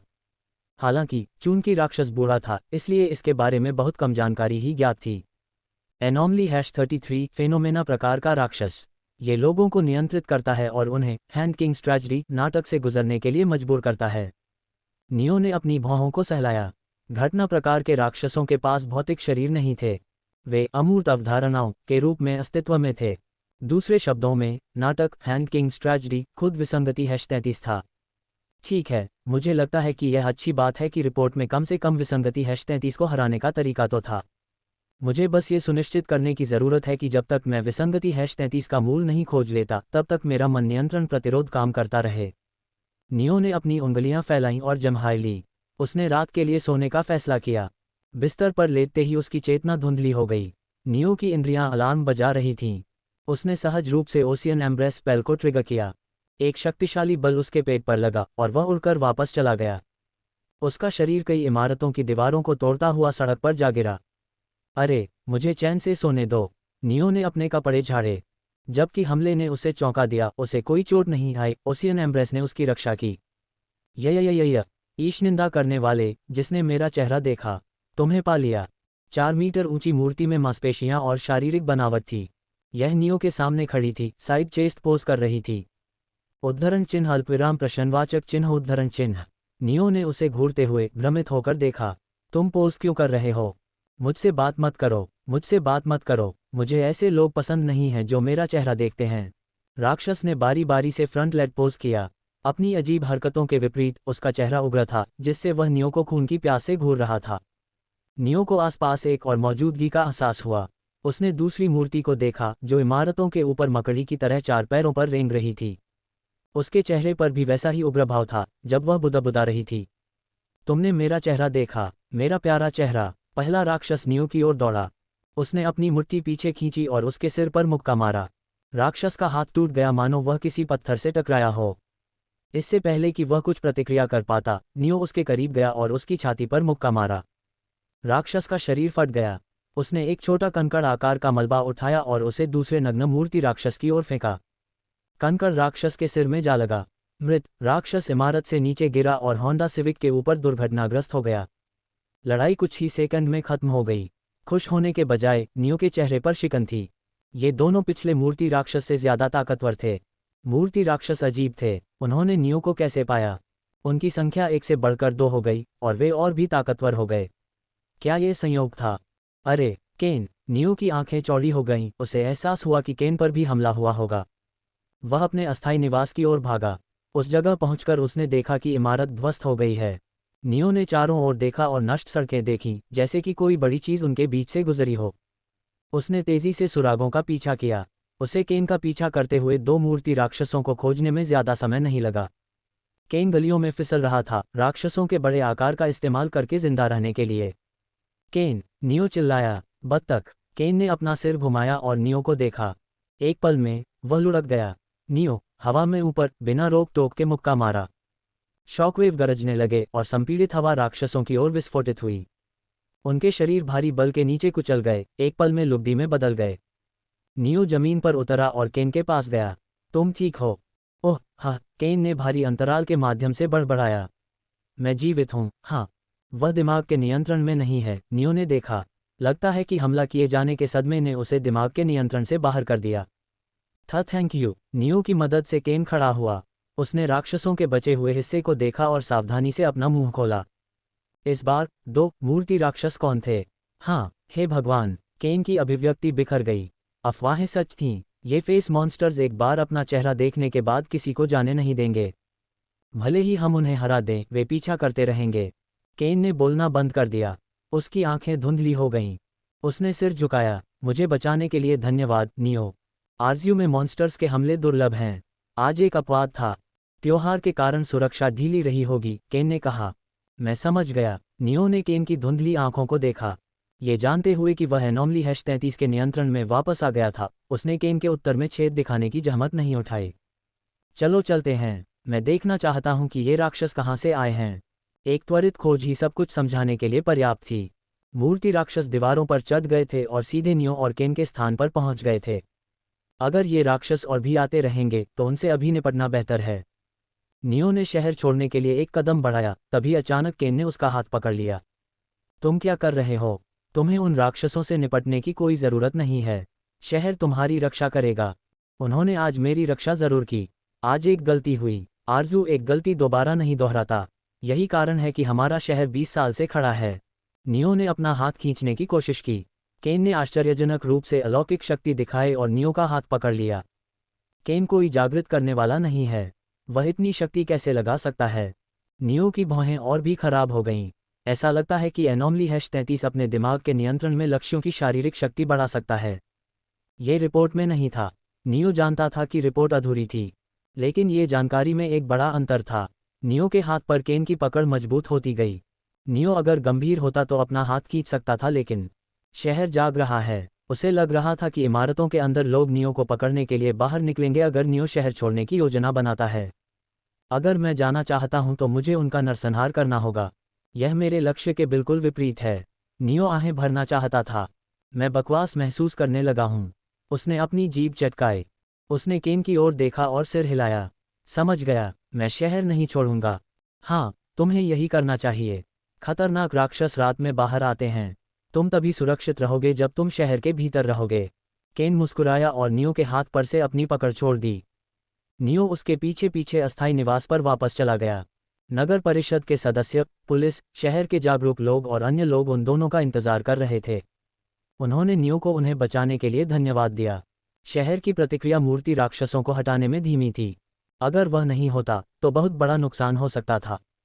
नियो और केन को अलग अलग अस्थायी निवास दिए गए। उन्हें अगले दिन शहर के मेयर के कार्यालय में नौकरी दी गई। नियो ने कुछ अजीब बात देखी। मेयर का कार्यालय खाली है। मुझे लगता है कि कल जिस आदमी को उन्होंने फांसी दी थी वह मेयर था। उसने काम के दौरान एक सहकर्मी से पूछा, नया मेयर कब चुना जाएगा? चुना गया। सहकर्मी ने अपने शब्दों के बारे में सोचा। हम चुनाव नहीं करते, इसके बजाय हम सबसे उत्कृष्ट नागरिक को मेयर के रूप में चुनते हैं। शाम को नौकरी के घंटे समाप्त हो गए। नियो ने अपने खाली समय में शहर का दौरा किया। चहल पहल वाले शहर में व्यस्त सड़कें, ऊंची इमारतें, जीवंत बाजार, सार्वजनिक पार्क और आधुनिक सुविधाओं के बीच रहने वाले विविध समुदाय थे। ये सर्वनाश की छवि के बिल्कुल विपरीत था। उसने देखा कि मूर्ति राक्षसों द्वारा छोड़े गए नुकसान की पूरी तरह से मरम्मत की गई थी। उद्धरण चिन्ह अल्पविराम उद्धरण चिन्ह। उसने अपनी नाक के पुल की मालिश की, तो इस तरह शहर इतना सुंदर लग रहा था। विसंगति -33 में इमारतों को हुए नुकसान की भरपाई करने की क्षमता है। नियो के दिमाग में एक विचार आया, जब नुकसान की मरम्मत करने की बात आती है तो मैं विसंगति -33 का मूल ढूंढ सकता हूँ। क्या मुझे जानबूझकर कुछ नष्ट करना चाहिए? शुक्र है, उसे ऐसा करने की जरूरत नहीं पड़ी। पिछले वाले से ज्यादा शक्तिशाली 6 मूर्ति राक्षस रात में शहर में घुस आए। 3 राक्षसों ने नियो का पीछा किया, 3 केन के पीछे गए।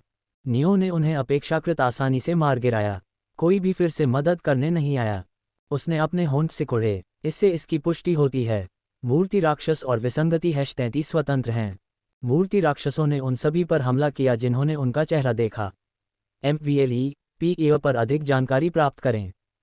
विसंगति -33 ने मूर्ति राक्षसों से लड़ने के लिए किसी भी नागरिक का उपयोग नहीं किया, क्योंकि अगर कोई नागरिक मूर्ति राक्षसों का चेहरा देखता तो वह अपनी पीठ पर निशाना बना लेता। स्थिति का विश्लेषण करने के बाद नियो दूसरे काम में लग गया। वह शहर के नष्ट हो चुके हिस्से के पास इंतजार करता रहा। वह देखना चाहता था कि विसंगति -33 नुकसान की मरम्मत कैसे करेगी। कई घंटे बीत गए, कुछ भी नहीं बदला। नियो ने पलक झपकाए और मरम्मत पूरी हो गई। भाड़ में जाओ, उसने अपनी नाक के पुल की मालिश की। ऐसा कोई तरीका नहीं है जिससे विसंगति -33 तुरंत नुकसान की मरम्मत कर सके। ऐसा करने के लिए उसे टाइम स्टॉप, टाइम जंप या टाइम तत्व के साथ संयुक्त कुछ और उपयोग करना होगा। अगर उसने टाइम तत्व का उपयोग किया होता तो मुझे अपने समय के साथ इसे महसूस करने में सक्षम होना चाहिए था। इसका मतलब है, नियो ने अपनी जीभ चटकाए। संज्ञानात्मक हेरफेर। इसने मेरी आंखों के सामने शहर की मरम्मत की, लेकिन मैं इसे नहीं देख सका क्योंकि इसने मेरी इंद्रियों को बदल दिया। मन पर नियंत्रण की तुलना में संज्ञानात्मक हेरफेर आसान था। भले ही एनोमली -33 नियो के दिमाग पर पूरा नियंत्रण न कर पाए, लेकिन ऐसा लगता है कि वह उसकी इंद्रियों को बदलने में सक्षम है। उद्धरण चिन्ह अल्पविराम उद्धरण चिन्ह। नियो अकादमी में सीखी गई हर चीज़ की बदौलत एनोमली -33 की क्षमताओं का विश्लेषण कर सकता था। अगर ऐसा न होता तो वह मौजूदा स्थिति में असहाय होता, ये समझने में असमर्थ कि एनोमली -33 सब कुछ कैसे कर रही है। ... नियो अपनी बात की जांच में एनोमली -33 के मूल को नहीं खोज सका। एक घटना प्रकार के राक्षस की खोज करना नियो की कल्पना से कहीं अधिक कठिन निकला। मूर्ति राक्षसों के साथ स्थिति दोहराई गई। उनकी संख्या हर दिन एक से बढ़ती गई और वे मजबूत होते गए। नियो की परिस्थितियां खराब होती गईं। एनोमली -33 का उसके दिमाग पर नियंत्रण बढ़ता जा रहा था। उसे जल्दी से जल्दी एनोमली को हराना था, नहीं तो उसका दिमागी प्रतिरोध अब उसकी रक्षा नहीं कर पाएगा। मूर्ति राक्षसों के सामने नागरिकों का उपयोग करना बेकार है। पिछले कुछ दिनों में नियो ने एक बात की पुष्टि की है। विसंगति -33 ने मूर्ति राक्षसों के साथ किसी भी टकराव से परहेज किया, शायद इसलिए क्योंकि यह कमज़ोर था। मूर्ति राक्षसों को विसंगति -33 को निशाना बनाना चाहिए था। अगर विसंगति -33 के नियंत्रण में रहने वाला कोई नागरिक मूर्ति राक्षसों का चेहरा देखता, लेकिन विसंगति -33 नागरिक के दिमाग को छोड़ देता है जैसे ही नागरिक राक्षस के चेहरे को देखने की थोड़ी सी भी संभावना होती है। नियो ने आरामदेह कुर्सी पर बैठते हुए अपनी भौहों को सहलाया। सब कुछ वैसा नहीं रहा। अब उसे शहर के नायक के रूप में सम्मानित किया जाने लगा। ये सब उसकी बदौलत था जिसने हर रात शहर पर आक्रमण करने वाले मूर्ति राक्षसों को हराया। केन ने नियो से संपर्क किया जब वह अपने काम में व्यस्त था। नियो, मेरे पास अच्छी खबर है। आपको मेयर उम्मीदवार के रूप में चुना गया है। शहर की रक्षा के लिए आपने जो कड़ी मेहनत की है, उसके कारण हर कोई आपसे प्यार करता है। केन बहुत खुश था। उसने नियो की ओर से एक पार्टी रखी। अन्य सहकर्मियों ने नियो को बधाई दी। मेयर बनने पर बधाई। नियो की आंखें खुल गईं। वह मंच पर था, पदक और प्रमाण पत्र प्राप्त कर रहा था जो मेयर के रूप में उसके पद को दर्शाता था। उसका दिल उसकी छाती से टकरा रहा था। मैं यहाँ कैसे आ गया? स्टेज शहर के बीचों बीच बनाया गया था, जो लटकती लालटेन और स्पॉटलाइट से रोशन था। उत्साहित चेहरों से भरी भीड़ ने खुशी मनाई और ताली बजाई, क्योंकि उनका नया मेयर नियो लकड़ी के मंच पर आया था। नियो बीच में खड़ा था। उसने सिलवाया हुआ सूट पहना हुआ था। उसका आसन संतुलित और तनावपूर्ण दोनों था। आखिरी बात जो मुझे याद है वह यह है कि केन ने मुझे बताया था कि मैं मेयर उम्मीदवार बन गया हूँ। अब मैं अचानक मेयर बन गया हूँ। नियो के दिमाग में यादें उमड़ पड़ीं। उन्होंने उसे दिखाया कि वह पिछले कुछ दिनों में क्या कर रहा था। उन यादों में सब कुछ सामान्य था। उसने अपना समय वैसे ही बिताया जैसा वह हमेशा बिताता था। लेकिन मन पर नियंत्रण। पिछले कुछ दिनों से विसंगति -33 मेरे मन को नियंत्रित कर रही थी। यादों पर एक नज़र डालना ही नियो के लिए स्थिति को समझने के लिए पर्याप्त था। उसका मानसिक प्रतिरोध टूट चुका था। मैं अचानक मन के नियंत्रण से मुक्त क्यों हो गया? नियो के मन में सवाल उठा। मेरे अवलोकन से केवल मन को झटका देने से ही मन पर नियंत्रण टूट सकता है। तो मैं कैसे जाग गया? रुको। मुस्कुराते हुए नागरिकों को देखकर नियो को एहसास हुआ वह खुद नहीं जागा था, विसंगति -33 ने उसे जगा दिया। वह विसंगति -33 द्वारा रचित नाटक में कठपुतली था। राक्षस नियो को इस तथ्य से अवगत कराना चाहता था। महापौर, हमें अपने शहर के लिए खतरों को खत्म करना चाहिए। नियो फिर से धुंध से जाग उठा। वह महापौर के कार्यालय में बैठा था। 3 लोग उसके सामने उग्र और चिंतित निगाहों से खड़े थे। तुम्हारा क्या मतलब है? नियो का मुंह अपने आप हिल गया। विसंगति -33 मेरे शरीर को नियंत्रित कर रही है, उसने महसूस किया। ऐसा लगता है कि वह चाहती है कि मैं जानूं कि क्या हो रहा है। हम इसे और जारी नहीं रहने दे सकते, महापौर। वे मूर्ति राक्षस 2 सप्ताह से शहर पर हमला कर रहे हैं। आपको हर रात उनमें से 30 का सामना करना पड़ता है। बहुत जल्द ही वे राक्षस अपनी बढ़ती संख्या के साथ आपको अभिभूत कर देंगे। तीनों में से सबसे बुजुर्ग व्यक्ति ने कहा। आप क्या कहना चाह रहे हैं? नियो ने सवाल किया। उसका शरीर एनोमली -33 के नियंत्रण में था। हमें केन कार्टर को आरजेव से निकाल देना चाहिए। वह तुम्हारा दोस्त हो सकता है, लेकिन उसकी मौजूदगी हमारे शहर के लिए खतरा है। नियो ने उस आदमी की बातों पर सोचते हुए कलम से खेला। मूर्ति राक्षसों के निशाने पर नियो और केन थे। वे राक्षस हर दिन शहर पर आक्रमण करते थे। नियो चाहे जितने भी लोगों को मार डाले, वे और भी मजबूत होकर लौटते। अगर यह सच है तो मुझे भी शहर छोड़ देना चाहिए। केन ही एकमात्र ऐसा व्यक्ति नहीं है जिसे निशाना बनाया जा रहा है। मैं भी उन राक्षसों का निशाना हूं। नहीं, ये सच नहीं है। तुम्हारा मामला अलग है। तुम उन राक्षसों से लड़ रहे हो, लेकिन केन बस छिपा हुआ है। वह तुम्हारी कृपा का हकदार नहीं है। नियो ने अपना हाथ डेस्क पर पटक दिया। उसने उन लोगों को घूर कर देखा। केन को निकाला नहीं जाएगा। मैं किसी की बलि नहीं दूंगा। नियो की चेतना धुंधली हो गई। कुछ दिनों बाद शाम को वह जागा। इस बार मैं अपने शरीर को नियंत्रित कर सकता हूँ। उसने अपनी मुट्ठी बंद की और उसे खोला। विसंगति -33 क्या करने की कोशिश कर रही है? जैसे ही वह अपने कार्यालय से बाहर निकलने वाला था, उसने बाहर से बड़बड़ाहट सुनी। अरे, क्या तुम सच में सोचते हो कि मेयर? चुप रहो। मेयर हमसे सिर्फ एक दीवार दूर है। अगर उसने हमारी बात सुन ली तो क्या होगा? वह एक जागृत व्यक्ति है जिसकी इंद्रियां बहुत तेज हैं। क्या इससे वाकई कोई फर्क पड़ता है? आधे शहर में पहले से ही अफवाहों के बारे में बात हो रही है। नियो ने भौहें सिकोड़ी। उसने अपनी यादों को खंगाला, ये जांचते हुए कि जब वह सो रहा था और उसका शरीर और दिमाग विसंगति -33 के नियंत्रण में था, तब क्या हो रहा था। उसकी याद में जागृत लोगों का एक समूह उसके कार्यालय में घुस आया। उन्होंने दावा किया कि नियो ने मेयर के रूप में अपने पद का इस्तेमाल एक लड़की को रात की शिफ्ट में काम करवाने के लिए किया। नियो ने उनके आरोपों को सुने बिना ही उन्हें बाहर निकाल दिया। लोग नाराज थे, लेकिन जब लड़की ने खुद कहा कि नियो ने उसके साथ कुछ भी गलत नहीं किया, तो वे कुछ नहीं कर सके। घटना की अफवाह फैल गई। जैसे जैसे समय बीतता गया, नियो के गलत कामों के सबूत लेकर और भी महिलाएं सामने आईं। ये सिर दर्द है। नियो ने अपनी भौहों को सहलाया। मौजूदा घटनाओं के कारण शहर 2 गुटों में बंट गया था। पहला गुट मानता था कि नियो निर्दोष है। आखिरकार नियो हर रात मूर्ति राक्षसों से लड़ रहा था, यहाँ तक कि केन का पीछा करने वालों से भी, बिना कोई मुआवजा मांगे। पहले गुट के अनुसार वह एक संत था। दूसरा गुट नियो के खिलाफ था। उनका मानना था कि नियो के संत जैसे काम उसके असली नापाक स्वभाव को छिपाने के लिए थे। नियो ने बगल के दफ्तर से बड़बड़ाहट सुनी। इसके बारे में सोचो। मेयर खुद को दिव्य शासक कहता है। क्या यह अजीब नहीं है? वह एक अकेला घुमक्कड़ था। ऐसे किसी व्यक्ति को शासक कैसे कहा जा सकता है? इसका मतलब तो बस इतना है। इसका मतलब है। सहकर्मी ने अपने साथी से आगे बात जारी रखने का आग्रह किया। मेयर कहीं और किसी समुदाय का नेता होगा, इसीलिए वह खुद को शासक कहता है।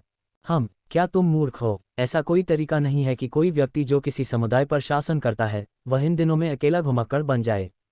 हाँ, मुझे यकीन है कि उसे समुदाय से निर्वासित कर दिया गया था, क्योंकि उन्हें उसके बुरे कामों की भनक लग गई थी। वह अपने घर से निकाले जाने के बाद हमारे शहर में अपने दांत गड़ाने के लिए आरजेव आया होगा। जब नियो ने गपशप सुनी तो उसे समझ में नहीं आया कि उसे हंसना चाहिए या रोना चाहिए। विसंगति -33 उसके खिलाफ दिव्य शासक का उपयोग करने की अपनी योजना का उपयोग कर रहा था। अल्पविराम, Valencia, Spain, memory shadow world. उर्ग। जैक दुगना हो गया। उसके धड़ से खून बह रहा था। उसने अपना सिर थोड़ा ऊपर उठाया और उन लोगों को देखा जो उस पर हंस रहे थे। हाँ, मुझे विश्वास नहीं हो रहा है कि यह कमीना इतनी आसानी से धोखा खा गया। लोल, हालांकि यह मेरे अभिनय की बदौलत था। कृपया बचाओ, कृपया। उन्होंने मेरी बेटी का अपहरण कर लिया। वे दिल खोलकर हंसे। जैक की आंखों से आंसू बह निकले। उसने क्या गलत किया था? उसने तो बस उनकी मदद करने की कोशिश की थी। क्या दूसरों के प्रति दयालुता दिखाना उसके लिए गलत था? उन्हें हंसते हुए देखकर जैक का खून खौल उठा। उसने उन्हें घूर कर देखा। वे घिनौने हैं। इस युग के लोगों ने हत्या की, लूटपाट की, अपनी अशुद्ध इच्छाओं को ये कहकर मुक्त किया कि वे जीवित रहने के लिए अपना सर्वश्रेष्ठ प्रयास कर रहे हैं। मैं उन्हें मारना चाहता हूँ। उसकी चोटों के दर्द ने उसके विचारों को उलझा दिया। हाँ, ये ठीक है। वे अंत में सिर्फ छाया हैं।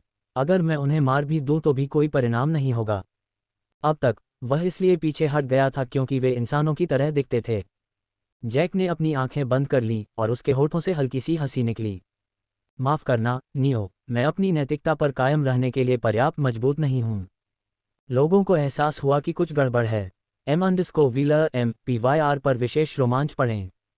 जैक के आसपास की हवा बदल गई थी, एक कमजोर बच्चे से जो मरने से डरता था, एक ऐसे व्यक्ति में जो मारने या मारे जाने से डरता था। उसकी आंखें बेजान थीं। जैक ने नारा लगाया, ओ डार्कनेस। कमरे में हवा घूम रही थी। अरे, उसे रोको। तुम करो। मेरे दुश्मनों को खा जाओ। जैक के नीचे की परछाइयां फैल गईं। इससे पहले कि लोग प्रतिक्रिया कर पाते, डार्कनेस का जबड़ा उनके सिर पर कस गया और एक ही घूंट में उनकी गर्दन के ऊपर की हर चीज खा गया। लाशें एक सुस्त धमाके के साथ गिर गईं। जैक लड़खड़ाते हुए खड़ा हो गया। उसने अपना शैडो स्पेस खोला और हीलिंग पोशन का एक घूंट पी लिया। उसकी नज़रें लाशों पर घूम गईं, जहां से खून बह रहा था गर्दन। उसने हाथ के इशारे किए। अंधकार, भस्म हो जाना। उसके नीचे का अंधेरा खिल उठा। जैसे जैसे अंधेरा लाशों को चबाता गया, उसे अपने सिर में तेज दर्द महसूस हुआ। जैक ने अपनी घुरघुराहट रोक ली।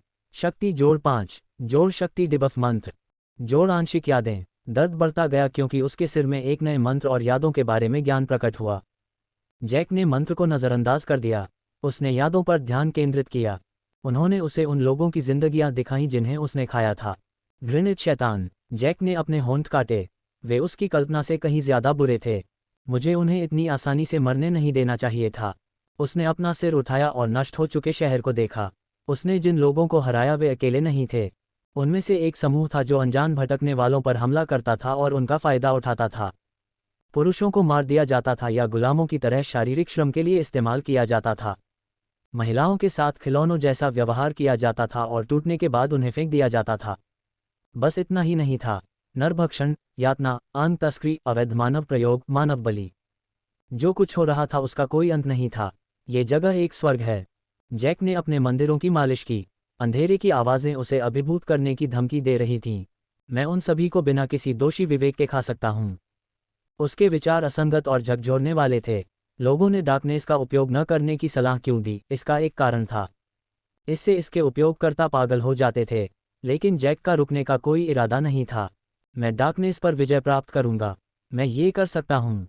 क्या इसलिए क्योंकि वह इस जगह से नफरत करता था, या इसलिए क्योंकि वह मजबूत बनना चाहता था, या इसलिए क्योंकि जैक पहले से ही डार्कनेस से प्रभावित था? जैक सब कुछ नष्ट कर देना चाहता था, भले ही इसके लिए उसे डार्कनेस का उपयोग करना पड़े। अल्पविराम। नियो जाग गया। उसने चारों ओर देखा, खुद को छत पर देखा। चांद मंद रूप से चमक रहा था, जिससे उस पर और केन पर एक कमजोर चमक पड़ रही थी। मुझे शहर छोड़ देना चाहिए, केन ने बड़बड़ाया। ये सारी अफवाहें इसलिए आ रही हैं क्योंकि वे मुझे बाहर न निकालने के लिए तुमसे नफरत करते हैं। अगर मैं चला गया तो वे तुम्हें अब और निशाना नहीं बनाएंगे। उद्धरण चिन्ह अल्पविराम उद्धरण चिन्ह। नियो ने केन को जवाब नहीं दिया। उसका ऐसा करने का कोई इरादा नहीं था। ये कमबख्त विसंगति #33। केन वर्तमान में विसंगति #33 के नियंत्रण में था। उसने जो शब्द बोले वे राक्षस द्वारा बोले गए थे। ये हमें कठपुतलियों की तरह नियंत्रित करने का आनंद ले रहा है। विसंगति #33 एक कहानी बुन रही थी। इसने नियो को अपने नियंत्रण से जागने दिया ताकि वह उसे दर्शकों को नाटक दिखा सके। नियो ने अपना सिर हिलाया। जब तक हो सके इसका आनंद लो। नाटक जल्द ही समाप्त हो जाएगा। उसकी चेतना फीकी पड़ गई। नियो ऑफिस के अंदर जाग गया। तुम क्या कर रहे हो? दरवाज़ा खुला और शहर की पुलिस तेजी से अंदर घुसी। जब उन्होंने डिफेंस टीम के नेता को खून से लथपथ फर्श पर पड़ा पाया तो वे चौंक गए। नियो ने अपने हाथ में तलवार पकड़ी और लगभग मृत डिफेंस टीम के नेता को घूरने लगा। मेयर, तुमने उसे क्यों मारा? पुलिसकर्मी ने सवाल किया। चिल्लाना बंद करो, नियो ने उपहास करते हुए कहा। उसका शरीर एनोमली #33 के नियंत्रण में था। वह जीवित है। मैंने उसे सजा दी क्योंकि उसने मेरे ऑफिस के अंदर मुझ पर घात लगाकर हमला किया था। हाँ, मैंने तुम पर घात लगाकर हमला किया था। डिफेंस टीम के नेता ने नियो को घूर कर देखा। मैं तुम्हें मार डालूंगा। तुम एक दयालु मेयर नहीं हो, तुम एक अत्याचारी हो। उद्धरण चिन्ह अल्पविराम उद्धरण चिन्ह। मेरी बहन भी, डिफेंस टीम के नेता ने चिल्लाते हुए कहा। उसने ऐसा क्या किया था कि तुम उसे निशाना बना रहे हो?